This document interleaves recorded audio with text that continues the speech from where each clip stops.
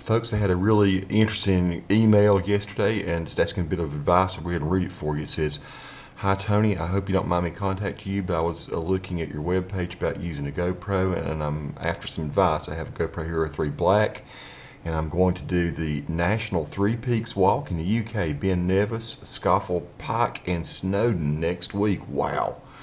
From your site, I guess you have used your GoPro when hiking, and I'm after some advice on mounts and settings you use. I have a shoulder mount, which I was going to use, but I also have a handheld gimbal. Don't really want to go around holding that the whole time. I also have a pole. That sounds great. You have some good stuff. So my questions are, if I use the shoulder mount, what settings should I use?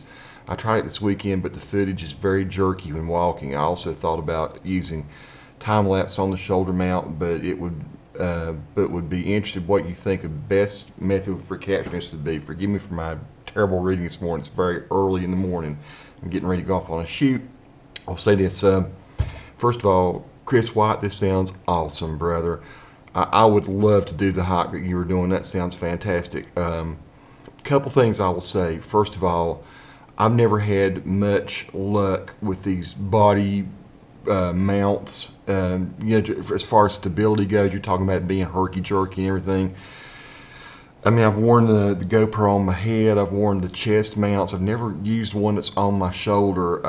The head is pretty good, except that you just don't realize how much head movement you have. So if you have a head mount, if you can just from time to time stop and just move your head smoothly. I've actually found that the chest mount looks a little bit better when I wore a chesty. The only thing about it then is you have to actually turn your body side to side to get that. As far as settings and all go, I would probably, if you're going to try to capture the trail, I'd use the wide or medium setting.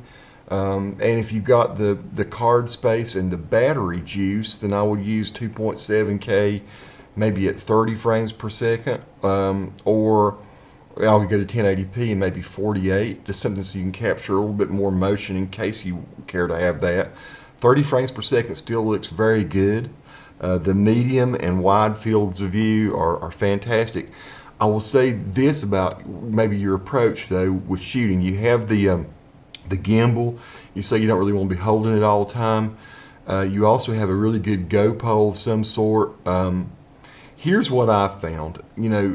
If your objective is to get the whole trail, the whole walking bit of the trail, it might end up being some video. Here's the thing.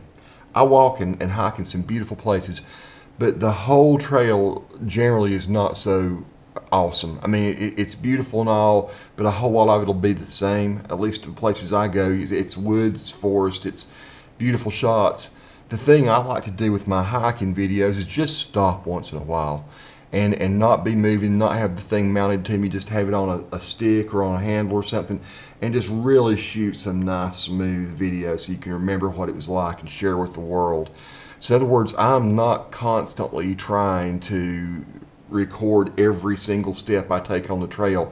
Now that may be something you're wanting to do because you want to share the entire, every single step of the trail. To get that and it be smooth and not a whole lot of motion, I don't know how you're going to pull that off. The only way I know to do that would be Steadicam or use that gimbal like you say the whole time that you're going. I would just recommend you stop periodically and show us the awesome points, because that's really what people, if you're trying to share with the world, care to see. Is they want to see those spectacular views. They want to see the bits and pieces that are interesting rock formations, interesting trees, animals you encounter, interesting people along the way, just incredible landscapes. And you can do that, just pause periodically and shoot that with your GoPro. So the shoulder mount, I don't know. If there are portions of that trail you really just want to show every step of the way, then take it. Like I say, I've had better success with smoothness wearing a chest type thing. If you put it on your head, with me, I'm just a bobblehead. I walk around. I had no idea how much I move my head around.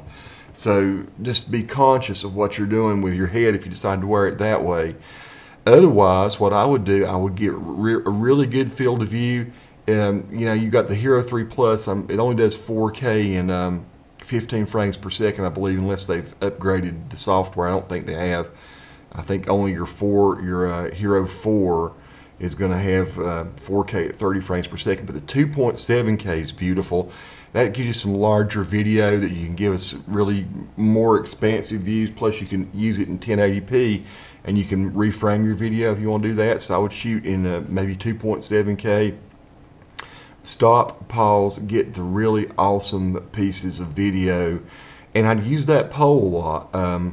Now, one of the things I use is this, which if you can, since you're out in England, I'm sure you can go to any department store and find this. Now, if you're not taking a quadcopter around, which I wouldn't want to load a quadcopter around on something like that, I don't have one anyway, but I get a whole lot of mileage out of something like this, which is a golf ball retriever, and I put a piece of this styrofoam like you get from a swimming noodle or something in there, and I put a little handle on my GoPro.